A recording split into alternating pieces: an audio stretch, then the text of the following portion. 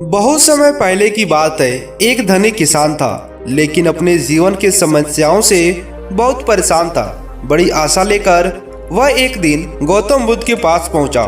उसने गौतम बुद्ध को प्रणाम किया और उनके आशीर्वाद मांगा। गौतम बुद्ध ने भी हाथ उठाते हुए उसे आशीर्वाद दिया।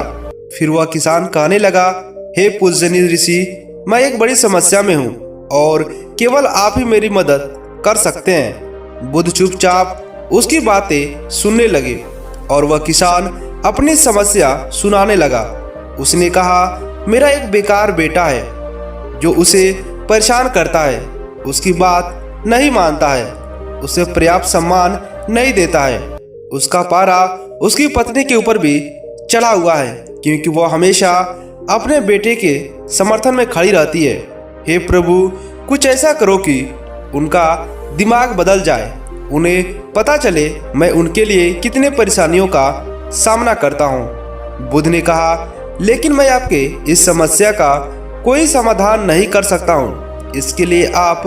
बुद्ध ने अपनी आंखें बंद कर ली और ध्यान की अवस्था में चले गए। फिर भी किसान चुप नहीं हुआ।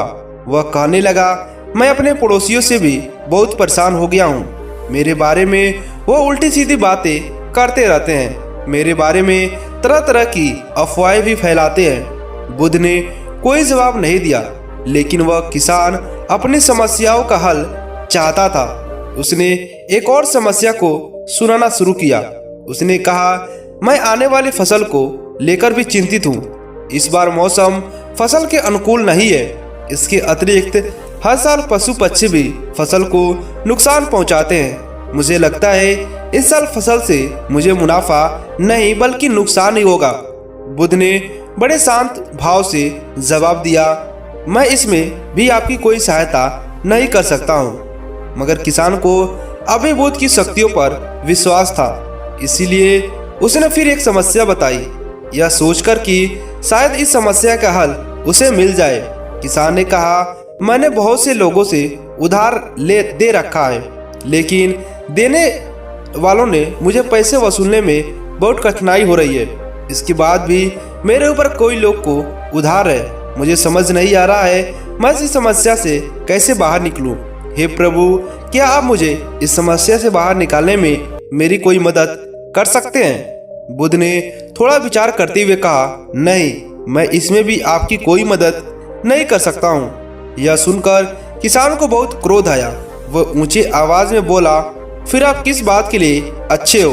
लोग कहते हैं आप बहुत ज्ञानी हो, लेकिन अभी तक आपने मेरी किसी भी समस्या को दूर करने का उपाय नहीं बताया।